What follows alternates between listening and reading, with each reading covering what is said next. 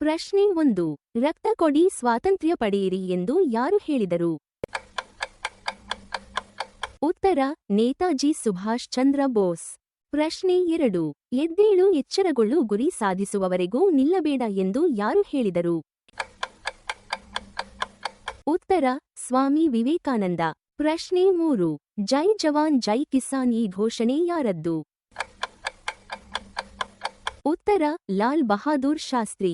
ಪ್ರಶ್ನೆ 4. ಸ್ವರಾಜ್ ನನ್ನ ಜನ್ಮಸಿದ್ಧ ಹಕ್ಕು ಇದು ಯಾರ ಪ್ರಸಿದ್ಧ ಘೋಷಣೆ?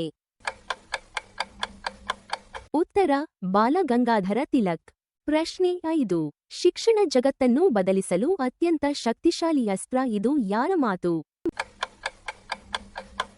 ಉತ್ತರ: ನೆಲ್ಸನ್ ಮಂಡೇಲಾ. ಪ್ರಶ್ನೆ 6.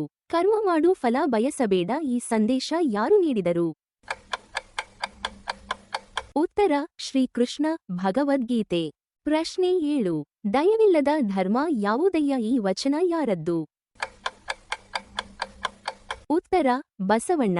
ಪ್ರಶ್ನೆ 8. ನೀವು ಕಾಣಬೇಕಾದ ಬದಲಾವಣೆ ನೀವೇ ಆಗಿ ಎಂದು ಯಾರು ಹೇಳಿದರು? ಉತ್ತರ: ಮಹಾತ್ಮ ಗಾಂಧಿ. ಪ್ರಶ್ನೆ 9. ಕನಸು ನಿಜವಾಗಬೇಕಾದರೆ ಮೊದಲು ಕನಸು ಕಾಣಬೇಕು ಇದು ಯಾರ ಮಾತು? ಉತ್ತರ: ಡಾ. A. P. J. Abdul Kalam. ಪ್ರಶ್ನೆ 10. ಹಿಂದೂ ಮುಸ್ಲಿಂ ಕ್ರಿಶ್ಚಿಯನಲ್ಲ ಮೊದಲು ವಿಶ್ವಮಾನವನಾಗು ಈ ಕನ್ನಡ ರಾಷ್ಟ್ರಕವಿ ಯಾರು? ಈ ಪ್ರಶ್ನೆಯ ಉತ್ತರವನ್ನು ಕಾಮೆಂಟ್ನಲ್ಲಿ ಬರೆಯಿರಿ.